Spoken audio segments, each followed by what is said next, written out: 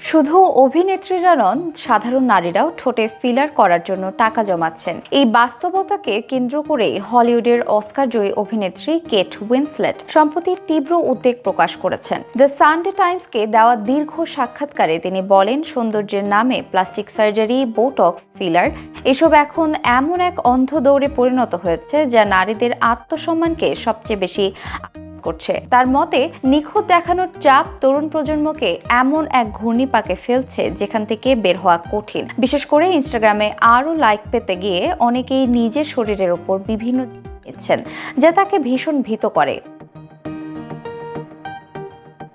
সাক্ষাৎকারে নিজের অভিজ্ঞতার কথাও তুলে ধরেন তিনি। টাইটানিকের পর কিভাবে নির্মম শিকার হতে হয়েছিল তা স্মরণ করতে গিয়েও তার কণ্ঠ ভারী হয়ে ওঠে। তিনি জানান, মানুষ তাকে মোটা বলে বিদ্রূপ করত, পোশাক নিয়ে ব্যঙ্গ করত, এমনকি সিনেমার শেষ দৃশ্যকে কেন্দ্র করে উপহাসের শিকার হয়েছেন। তার ভাষায় এটা নিছকই এবং সত্যিকার অর্থে সীমা ছাড়ানো।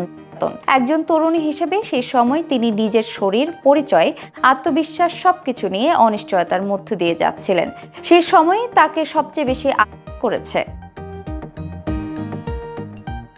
উইন্সলেট সৌন্দর্যের ধারণা এখন এতটাই গেছে যে তরুণীরা বুঝতেই পারছে না সৌন্দর্য আসলে কি।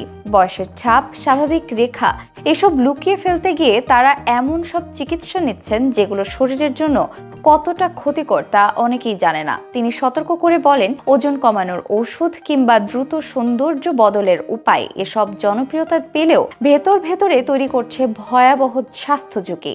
তার মতে, ব্যক্তিগত সিদ্ধান্ত অবশ্যই গুরুত্বপূর্ণ, কিন্তু যখন তা সামাজিক থেকে আসে তখন বিষয়টি ভয়ঙ্কর রূপ নেয়। তিনি জানান, আমার পরিচিত সবচেয়ে সুন্দরী অনেক নারী 70 বছরেরও বেশি। কারণ সময়ের সঙ্গে গড়ে ওঠা ব্যক্তিত্বই একজন নারীর আসল সৌন্দর্য। অথচ বর্তমান প্রজন্ম এই সৌন্দর্যের মূল্য বুঝতেই পারছে না। কেট মনে করেন, সার্জারি নির্ভর এই প্রবণতা এতটাই বেড়ে গেছে যে পুরো পরিস্থিতি এখন বিশৃঙ্খল হয়ে উঠছে। নিজের অবস্থান পরিষ্কার করে তিনি বলেন, তরুণী অভিনেত্রী হোক কিংবা সাধারণ নারী, সবার জন্যই প্রয়োজন আত্মবিশ্বাস, নিজের শরীরকে গ্রহণ করার সাহস। অতিরিক্ত নিখুঁততার চাপ সমাজকে অসুস্থ করে তুলছে, আর এই চাপের বিরুদ্ধে দাঁড়ানো এখন সময়ের দাবি।